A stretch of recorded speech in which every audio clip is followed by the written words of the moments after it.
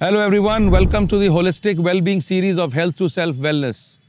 Today we are in Jaipur at the National Institute of Ayurveda, the most leading premier Ayurvedic institute in the country. It comes under the Ministry of Ayush. It is a vision of the Honorable Prime Minister to spread awareness on Ayurveda across the globe. Behind me, if you see, it's the OPD block of the National Institute of Ayurveda. रोज के करीबन 1500 patient यहाँ पे OPD में आते हैं। नमस्कार sir. नमस्कार। Sir thank you very much time देने के लिए। आज हम नेशनल इंस्टीट्यूट ऑफ आयुर्वेदा के vice chancellor professor Sanjeev Sharma ji के साथ हैं। शर्मा जी बहुत बहुत धन्यवाद आपके आज वक्त देने के लिए। मुझे पता है आप बहुत व्यस्त रहते हैं, बट ये 5 मिनट बहुत एक जागरूकता फैलाएंगे लोगों में। और हम एक मुहिम चला रहे हैं कि आयुर्वेदा हमारे देश में इतना काम कर रहा है और अभी भी बहुत लोगों को नहीं पता है सर जी। तो सर, जब मैं नेशनल इंस्टीट्यूट ऑफ आयुर्वेदा आया, आई वॉज शॉक्ड कि हमारे देश में इतना बड़ा प्रीमियर इंस्टीट्यूट है आयुर्वेदा का, जहाँ पे सर ओपीडी है, आईपीडी है, ट्रीटमेंट कर रहे हैं, गरीब लोग आ रहे हैं। और सर ये सारा का सारा आपके मार्गदर्शन में हो रहा है सर आपकी लीडरशिप में हो रहा है सर। सर मैं आपसे जानना चाहूँगा sir, national institute of Ayurveda क्या है सर? धन्यवाद, नमस्कार।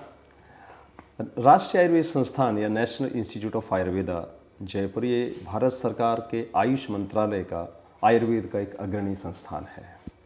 और इस संस्थान का जो मुख्य उद्देश्य है, ध्येय है या मैंडेट जिसको कहें हम, वो एक तो आयुर्वेद के क्षेत्र में शिक्षा और प्रशिक्षण, जो graduation level, post graduation level, post doctoral level तक हम करते हैं। इसके साथ साथ जो पैरामेडिकल ट्रेनिंग प्रोग्राम भी नर्सिंग का है, फार्मेसी का है, टेक्नीशियंस के प्रोग्राम्स हैं, वो भी हम यहाँ पर चलाते हैं। दूसरा हमारा उद्देश्य है रोगियों की देखभाल, यानी patient care activities. Patient care activities हमारे इन हाउस यहाँ कैंपस हॉस्पिटल है, साथ में मल्टीपल दूसरे हॉस्पिटल हैं हमारे ये जयपुर शहर के अंदर हैं। लगभग 6 दूसरे और हॉस्पिटल हैं। इसके साथ साथ हम इसी स्तर का एक बहुत बड़ा संस्थान, राष्ट्रीय आयुर्वेद संस्थान पंचकूला हरियाणा में हम स्थापित कर रहे हैं। वो भी इसी स्तर का एक बहुत बड़ा, और वो स्थापित हो चुका है। और वहाँ पर जो शैक्षणिक गतिविधियाँ वो भी शुरू हो गई हैं। तो हमारे जो कैंपस का हॉस्पिटल है, चिकित्सालय है, वहाँ लगभग 300 बेड्स का ये हॉस्पिटल है। और बाकी दूसरी जगह भी हमारे ओपीडी आउटलेट्स हैं या ओपीडी हमारे इंडोर हॉस्पिटल्स बाकी जगह भी हैं। तीसरा जो हमारा उद्देश्य, मुख्य उद्देश्य है, वो अनुसंधान यानी रिसर्च एक्टिविटीज़, आयुर्वेद के क्षेत्र में रिसर्च एक्टिविटीज़ करनी। कई तरह से हम research activities post doctoral thesis के रूप में, या जो हमारे रिसर्चर हैं, हमारे फैकल्टी इनिशिएटेड रिसर्च प्रोजेक्ट्स के रूप में, फंडेड प्रोजेक्ट्स के रूप में, पब्लिक हेल्थ इनिशिएटिव के रूप में, यहाँ संस्थान में हम ये इस तरह की रिसर्च एक्टिविटीज़ चलाते हैं।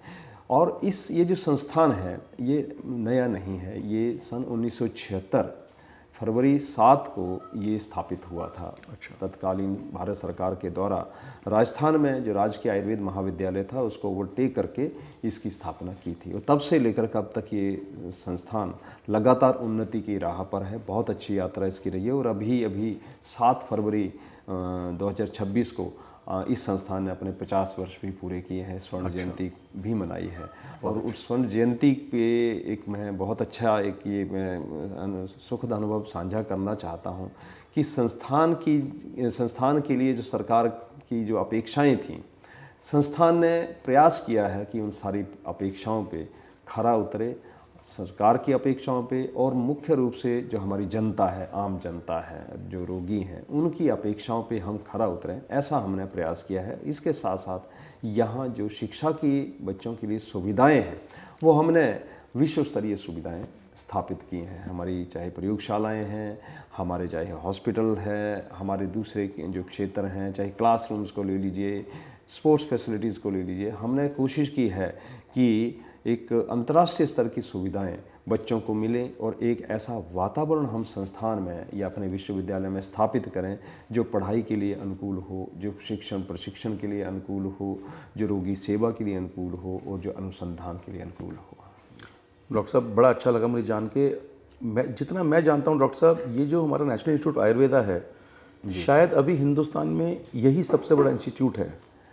हाँ, ऐसा है। राष्ट्रीय आयुर्वेद संस्थान के नाम से यही भारत सरकार का इंस्टीट्यूट है। और इसी का जो दूसरा जो सैटेलाइट सेंटर हमने, जैसे मैंने आपसे जिक्र किया, पंचकूला में भी हमने स्थापित किया है, वो ये विस्तार की दृष्टि से यानी एरिया की दृष्टि से वो इससे बड़ा है।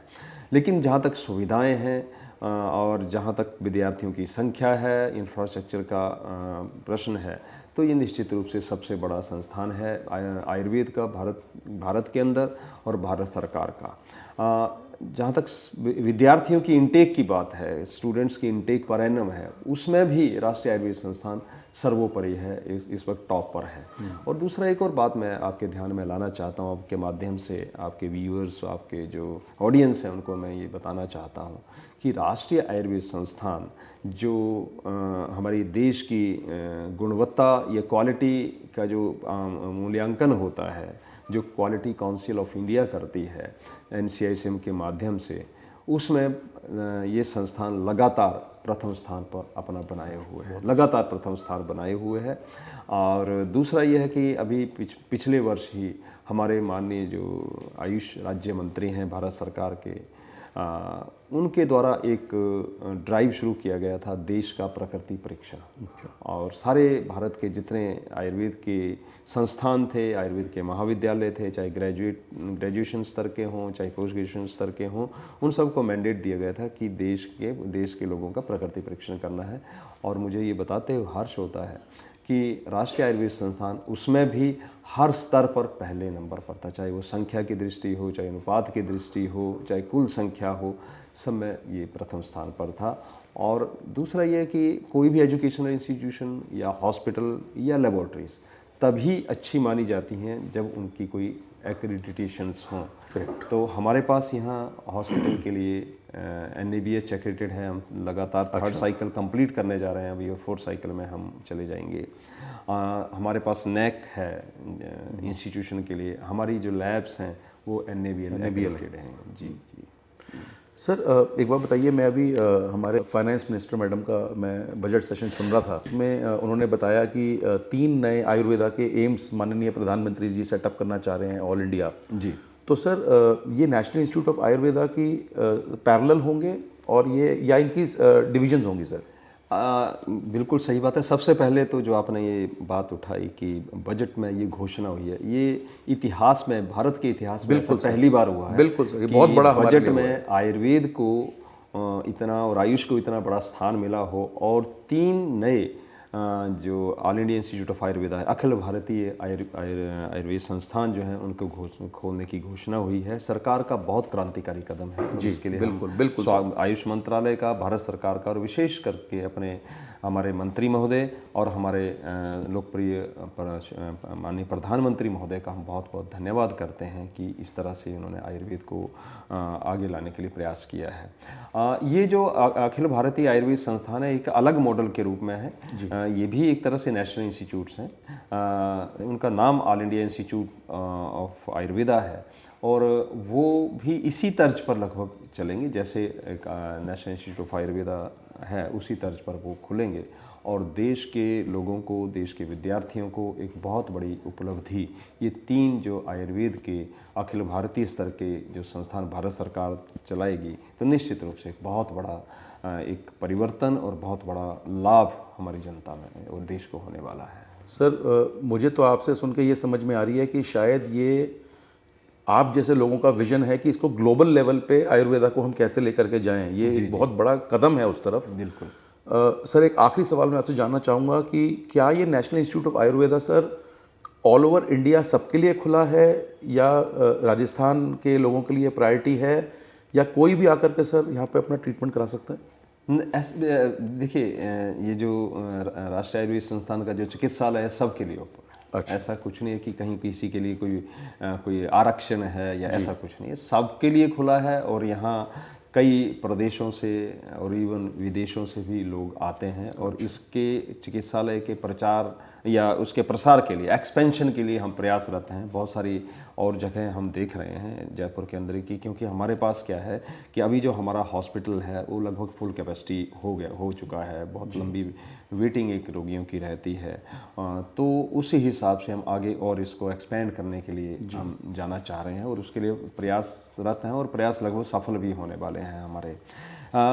तो ये सभी के लिए इसका चिकित्सालय खुला और इसका जो शैक्षणिक गतिविधियाँ हैं वो भी सबके लिए खुली हैं, नेशनल लेवल के लिए। इवन फॉरेन नेशनल स्टूडेंट्स यहाँ पढ़ते हैं, वो भी मैं आपके ध्यान में लाना चाहता हूँ कि यहाँ विदेशियों के लिए भी सीटें आरक्षित हैं। Okay, very good. जो यूजी लेवल हो, पीजी लेवल हो या पोस्ट डॉक्टर लेवल हो, यानी पीएचडी के लिए, एमडी एमएस के लिए या बीएमएस के लिए यहाँ विदेशियों के लिए सीट है। और ये यहाँ पर वर्तमान में लगभग 80 विदेशी छात्र जो हैं यहाँ शिक्षा ग्रहण कर रहे हैं और लगभग 16 या 17 कंट्रीज़ के छात्र यहाँ पर हैं और बहुत सारे ऐसे विदेशी छात्र यहाँ से अपनी शिक्षा पूरी करके अपने अपने देश में जा कर के आयुर्वेद की प्रैक्टिस वो कर रहे हैं। सर, एक बात, अभी आपने शिक्षा की बात करी तो मुझे उससे याद आया कि मुझे किसी ने, मैं भी किसी से बात कर रहा था आयुर्वेदा के बारे में जी, तो उन्होंने मुझे कहा कि आज की डेट में आयुर्वेदा में फीमेल जो हमारी बहनें हैं ये बहुत ज़्यादा आकर्षित हैं पढ़ाई करने के लिए आयुर्वेदा की, BAMS वगैरह। क्या ये सही है सर? क्या ये रियली एक आप कह सकते हैं कि रेवोल्यूशन आ रहा है कि we can see very soon female doctors as BAMS sir? हाँ, नहीं, बिल्कुल सही बात है। हमारे पास जो लड़कियां हैं छात्र के रूप में उनकी संख्या का अनुपात जो है बहुत ज़्यादा है, बहुत ज़्यादा है जी। एग्जैक्ट अनुपात तो नहीं मैं बता पाऊंगा, लेकिन ग्रॉसली अगर कहूँ तो 70 और 30 का लगभग सर ये तो बहुत बढ़िया है सर अनुपात है। तो इससे दो चीज़ें पता चलती हैं हमें। एक तो पहली बात तो ये है कि महिला सशक्तिकरण जो हमारी सरकार का उद्देश्य है और होना चाहिए वो आ रहा है और महिलाएं या लड़कियां, हमारी बहनें, हमारी बेटियां ये आगे बढ़ रही हैं। ये सुखद संयोग है सर। आपकी लीडरशिप में हो रहा है? नहीं, मेरी लीडरशिप। या आप अगर ओवरऑल एजुकेशन सिस्टम में पूरे में देखेंगे, आप चाहे कोई भी हो, चाहे मेडिकल इंस्टीट्यूशन, इंजीनियरिंग इंस्टीट्यूशन है, वहाँ पर लड़कियाँ आगे हैं, संख्या में भी और पढ़ाई में भी। तो और दूसरा अगर लाइटर मोड में कहूँ तो यह है कि लड़के लोग जो हैं वो थोड़ा शायद डिस्ट्रैक्टेड ज़्यादा रह रहे हैं और उतना आगे नहीं आ पा रहे हैं जितनी लड़कियां आगे आ पा रही हैं। तो ये दोनों फैक्टर हैं, लेकिन एक अच्छी बात यह है कि अगर समाज को और भारत को आगे ले जाना है तो लड़कियों का और महिलाओं का इनका योगदान बहुत आवश्यक है। और जो हमारा एक महान लक्ष्य हमारी सरकार ने हमारे समक्ष रखा है, विकसित भारत @2047, उसके लिए समाज के सभी अंगों को, सभी पेशेवरों को, सभी को अपना अपना योगदान देना होगा। उसमें महिलाओं का योगदान बहुत महत्वपूर्ण रहेगा और ये याद रखिएगा कि अगर महिलाएं आगे आएंगी तो निश्चित रूप से भारत की अर्थव्यवस्था हो, चाहे भारत की सामाजिक व्यवस्था हो, चाहे भारत की अनुशासन व्यवस्था हो, चाहे भारत का स्वास्थ्य हो, चाहे कोई भी क्षेत्र हो, उसमें निश्चित रूप से बहुत बड़ी एक क्रांति आने वाली है और हम जो 2047 के विकसित भारत का लक्ष्य है उसको शायद उससे पहले ही प्राप्त कर लें। सर, आपने ये बहुत बड़ी बात कही है और मैं यही आपसे सुनना चाह रहा था, बिकॉज यही मुझे पता चला था। सर, मैं दिल से आपको थैंक यू कहना चाहता हूँ। आपने अपना टाइम निकाला, ये 10 मिनट मुझे लगता है बहुत लोगों के, it's like an eye opener for them sir, कि हमारे देश में इतना बड़ा इंस्टीट्यूट है आयुर्वेदा का, आप इतना काम कर रहे हैं प्रधानमंत्री जी के नेतृत्व में। और मैं चाहूँगा सर ऐसे कम से कम 10 इंस्टीट्यूट हिंदुस्तान में खुलें, आप जैसे लीडर सर वहाँ पे रहें और सर जो लोग एलोपैथी की तरफ भाग रहे हैं वो आयुर्वेदा की तरफ जाए सर। ये हमारे शास्त्रों ने भी कहा है सर और हमारे सर यही सर हमारा सत्य है सर। जी, आपका भी बहुत बहुत धन्यवाद। मुझे अवसर दिया आपने इस आपके माध्यम से बात रखने का, इसके लिए आपका मैं बहुत बहुत आभारी हूँ और मैं सारे जो हमारे दर्शक और ऑडियंस हैं उन सब का भी बहुत आभारी रहूँगा। और निश्चित रूप से आयुर्वेद एक बहुत बड़ी व्यवस्था है। ये सिर्फ चिकित्सा का विज्ञान नहीं, जीवन का विज्ञान है। ये सिर्फ भारत की नहीं अपितु पूरे विश्व की आवश्यकता है। बिल्कुल sir, thank you very much for your time sir.